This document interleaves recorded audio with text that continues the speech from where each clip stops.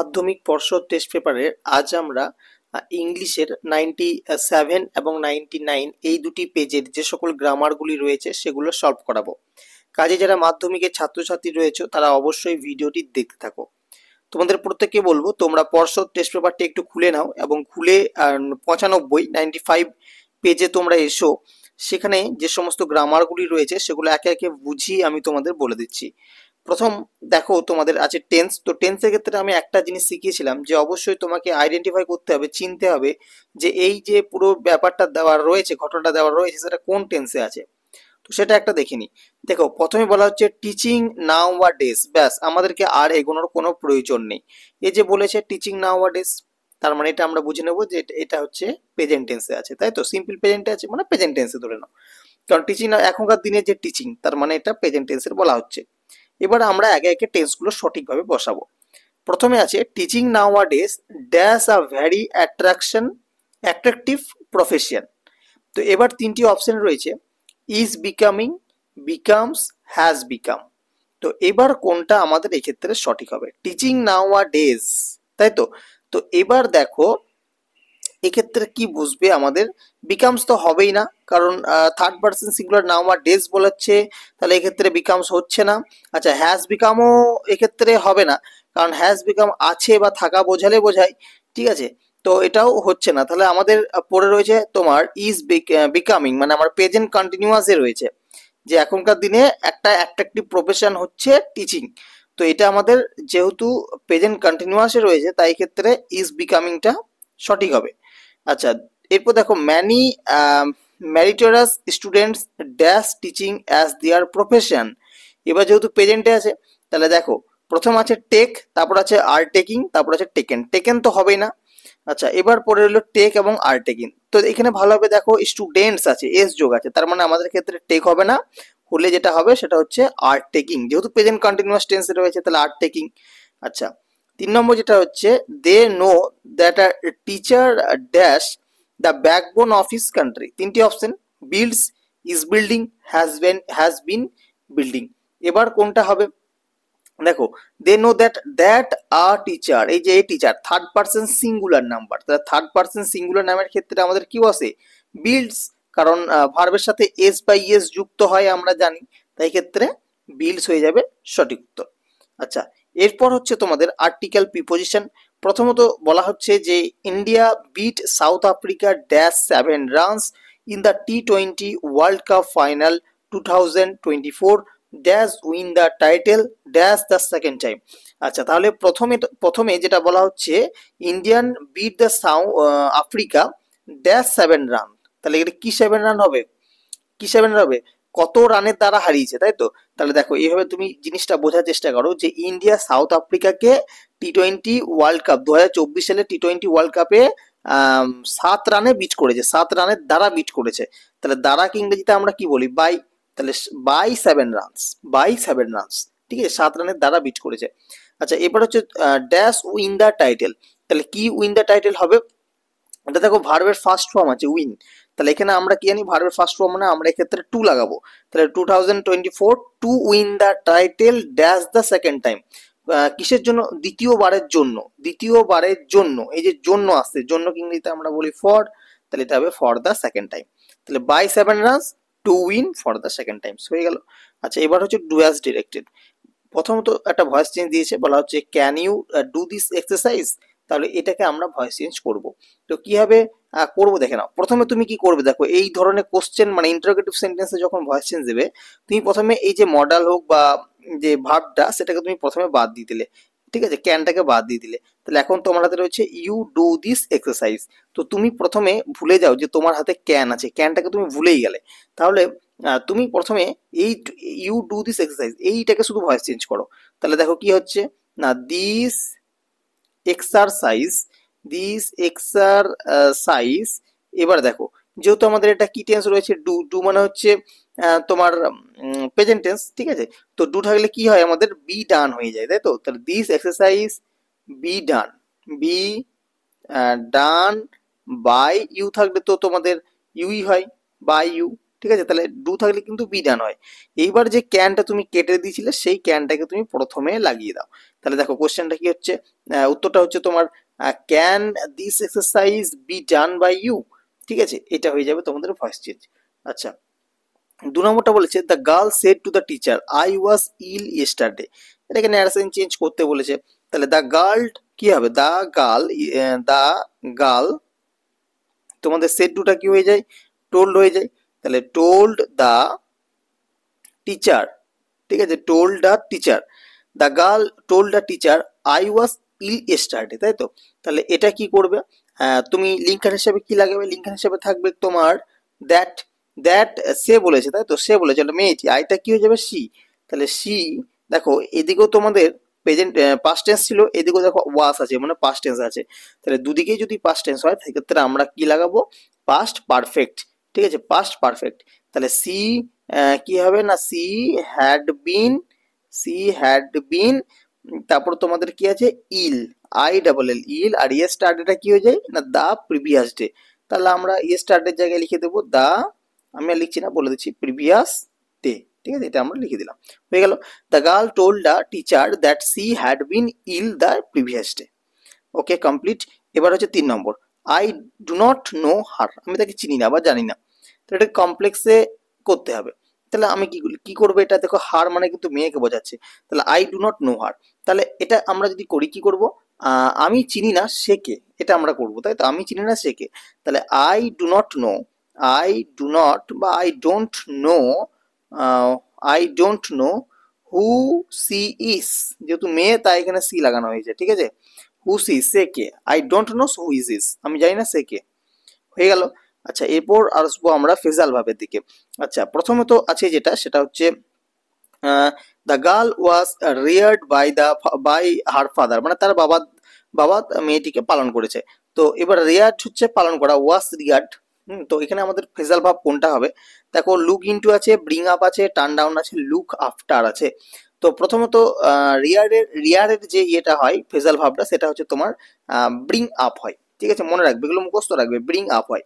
এবার যেহেতু রিয়ার third form আছে তাই তোমাকে এটা কিন্তু বট আপ করতে হবে। ঠিক আছে, তাহলে তুমি কি করবে, BROUGST, বট আপ করবে। ঠিক আছে, ব্রিংটাকে বট আপ করে নিলে। আচ্ছা, এরপর হচ্ছে ইনভেস্টিগেটিং। ইনভেস্টিগেটিং আমরা জানি ইনভেস্টিগেট যেটা হয় সেটা হচ্ছে লুক ইনটু হয়, লুক ইনটু। এবার যেহেতু ইনভেস্টিগেটিং মানে আইএনজি যোগ আছে, তাই লুকের সাথে কি হবে, আইএনজি যোগ হবে। ঠিক আছে, লুকিং ইনটু, আইএনজি যোগ হলো। আচ্ছা, এরপর হচ্ছে রিজেক্টেড। রিজেক্টেড আমরা অনেকবার করেছি, সেটা হচ্ছে টার্ন ডাউন। এবার যেহেতু রিজেক্টেড আছে, ইডি যোগ আছে, তাহলে আমরা এটা করব টার্ন ডাউন। ঠিক আছে, টার্ন ডাউন মানে তোমার ইডি যোগ হয়ে গেল। আচ্ছা, এরপর চলে যাবো আমরা, সেটা হচ্ছে 99 পেজ। 99 পেজে চলে এসো তোমরা, এই গ্রামারগুলো একটু সলভ করে নিই, তারপর চেষ্টা করব যে বাকি যতগুলো পেজ রয়েছে সবগুলোকে সলভ করে দেওয়ার একে একে। তো আজকে আমরা এই দুটি পেজ করাই। তো দেখো এখানেও প্রথমে যে টেন্সটি আছে সেটা করাবো। তো কি বলা হচ্ছে সেই টেন্সটাতে, বলা হচ্ছে although children dash outdoor games, their parents dash their interest as harmful and meaningless, a child who spends time and energy in outdoor activities dash up to be health and strong. তো এটা যদি তুমি ভালোভাবে পড়ো তুমি বুঝতেই পারছো যে পুরো যে জিনিসটা রয়েছে, পুরো এই যে প্যারাটা সেটা কিন্তু একটা প্রেজেন্ট টেন্সে রয়েছে।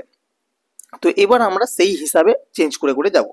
প্রথমে বলছে although children dash outdoor games, তিনটি অপশন, লাভ, হ্যাজ লাভড, আর লাভড।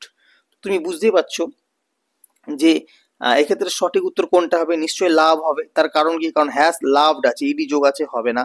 দ্বিতীয়ত আর লাভড আছে, সেটা হবে না, কারণ ইডি যোগ মানেই পাস্ট টেন্স, হবে না। আচ্ছা, এরপর হচ্ছে their parents dash their interest as harmful and meaningless.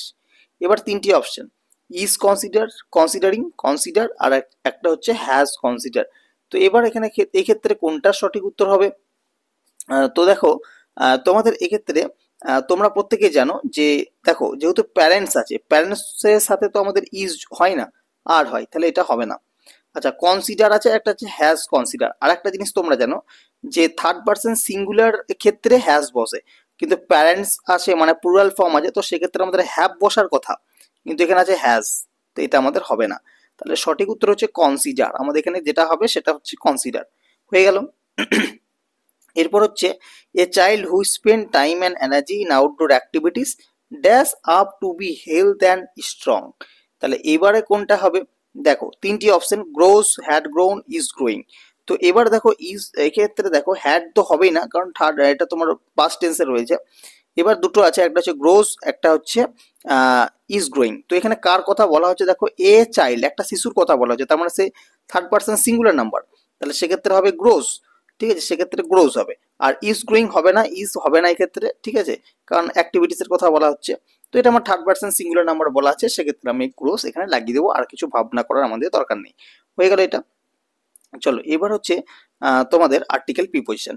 বলা হচ্ছে I impressed the fact dash Georgie and Harris and told them that they had better leave dash whole matter entirely and dash me. তো এবার এই ক্ষেত্রে কোনটা কোনটা বসাবো, দেখো আই ইমপ্রেস দ্য ফ্যাক্ট, আমি যে impressed, I Impress the fact, আমি ফ্যাক্টটাকে ইমপ্রেসড করছি কার কার ওপর, জিওর্গিয়ান হারিসের ওপর। ঠিক আছে, জিওরেগ, আচ্ছা জিওরেগান হারিসের ওপর। কি যে উচ্চারণ দিয়েছে এগুলো, জিওরেগ, আচ্ছা ঠিক আছে, যা আছে আছে, আমাদের দরকার নেই, দুটো নাম এটা বুঝলেই যথেষ্ট। তো আমরা এটা কি করব, তাদের ওপর বলা হচ্ছে, তাহলে আমরা লিখবো on. And told them that they had better leave dash whole matter, better leave dash whole matter, ভালোভাবে বুঝো, ড্যাশ লিভ হোল ম্যাটার। তাহলে এক্ষেত্রে কোনটা বসাবে, এক্ষেত্রে তুমি দা বসাবে, কারণ একটা নির্দিষ্ট ম্যাটারকে বোঝাচ্ছে, একটা নির্দিষ্ট ম্যাটারকে বোঝাচ্ছে, তাহলে তুমি দা বসাবে। কারণ better leave the whole matter, সম্পূর্ণ ম্যাটারটিকে। ইন্টারলি ড্যাশ মি, কি লিখবে, ইন্টারলি টু মি, আমাকে, মি আমাকে, আমাকে বোঝাচ্ছে, আমাকে কে বা তে, আমি বলেছিলাম কে বা তে হলে সেক্ষেত্রে তুমি টু লাগাবে। হয়ে গেল। আচ্ছা এরপর হচ্ছে তারপরেগুলো ডু অ্যাজ ডিরেক্টেড। বলা হচ্ছে the teacher delivered a lecture to a group of students, এটাকে ভয়েস চেঞ্জ করতে বলেছে। তাহলে দেখো ভয়েস চেঞ্জ করবে, the teacher delivered a lecture to a group of students, কিভাবে করবে দেখো, তাহলে কি লিখবে না, অবজেক্টটাকে সাবজেক্ট, মানে এ লেকচার, ঠিক আছে, এ লেকচার ডেলিভার্ড আছে মানে পাস্ট টেন্স আছে, তাহলে এই লেকচার ওয়াস, এবার হচ্ছে থার্ড ফর্ম, ডেলিভারের থার্ড ফর্ম কি হয়, ডেলিভার্ড হয়, তাহলে ডেলি ভিআর ইডি ডেলিভার্ড। আর তারপরে যেটা আছে by the teacher to a group of students, by the teacher, by the teacher to a group of student, ঠিক আছে, to a group of students.